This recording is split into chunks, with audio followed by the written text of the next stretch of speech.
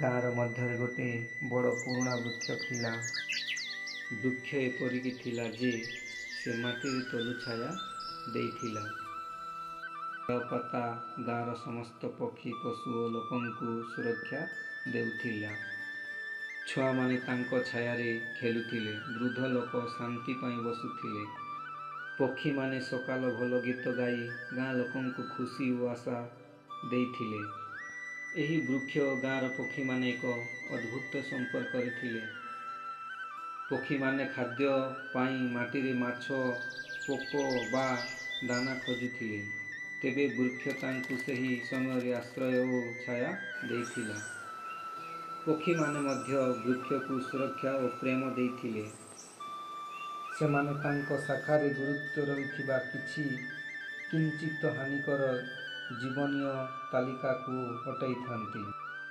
କିନ୍ତୁ ଗୋଟିଏ ଦିନ ଗାଁର କୃଷକ ମଣିଷ ଆସିଲେ। ସେ ବୃକ୍ଷକୁ କାଟିବାର ନିଷ୍ପତ୍ତି କଲେ। ତାଙ୍କର ମନେ ହେଲା, ଏହି ପୁରୁଣା ଗଛ ମୋର କାମରେ ଆସିବ। ସେ ଚାକୁ ନେଇ ବୃକ୍ଷ ପାଖକୁ ଆସିଲେ। ସମସ୍ତ ପକ୍ଷୀ ଏହା ଦେଖି ଉଡ଼ିଗଲେ। ଏହା ଏତେ ଉଚ୍ଚ ହେଲା ଯେ ଗାଁର ସମସ୍ତ ଲୋକ ତାଙ୍କୁ ଦେଖି ଆଶ୍ଚର୍ଯ୍ୟ ହେଲେ। ପକ୍ଷୀମାନେ ତାକୁ ବିବେକ ଓ ସହଯୋଗ ଦେଇ ଜୀବନର ମୂଲ୍ୟ ନେଇ ଚିତ୍ତ ବିନ୍ୟାସ କରାଇଲେ। କୃଷକ ମଣିଷ ଏହା ଦେଖି ଭାବିଲେ, ଏହି ବୃକ୍ଷ କେବଳ ଗଛ ନୁହେଁ, ଏହା ପ୍ରାଣୀମାନଙ୍କ ଘର, ଗାଁର ସଂସ୍କୃତି ଓ ମୋର ଆଶ୍ରୟ ମଧ୍ୟ। ସେ ତାଙ୍କର ଚାକୁ ତଳେ ରଖି ବୃକ୍ଷକୁ ଛାଡ଼ିଦେଲେ। ପକ୍ଷୀମାନେ ଖୁସିରେ ଚିଉଁ କରି ତାଙ୍କର ଶାଖାରେ ଆସିବା ଆରମ୍ଭ କଲେ।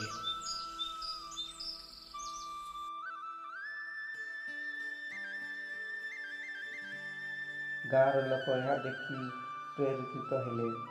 ସେମାନେ ଶିଖିଲେ, ପ୍ରକୃତି ସହ ସମ୍ବନ୍ଧ ଓ ପ୍ରେମ ମଧ୍ୟରେ ଜୀବନର ସଫଳତା ଓ ସୁଖ ନିହିତ। ପରେ ଗାଁର ଲୋକ ବୃକ୍ଷ ତଳେ ଏକ ସାମୂହିକ ସଂଗଠନ ତିଆରି କଲେ। ସେଠାରେ ସମସ୍ତ ପକ୍ଷୀ, ପଶୁ, ଲୋକ ମିଶି ସହଯୋଗରେ ଗାଁ ଓ ପ୍ରକୃତିର ରକ୍ଷା କଲେ। ଏହାର ଫଳରେ ଗାଁର ଜୀବନ ସୁଖମୟ ଓ ସାମୂହିକ ସମ୍ପୃକ୍ତ ହୋଇଗଲା।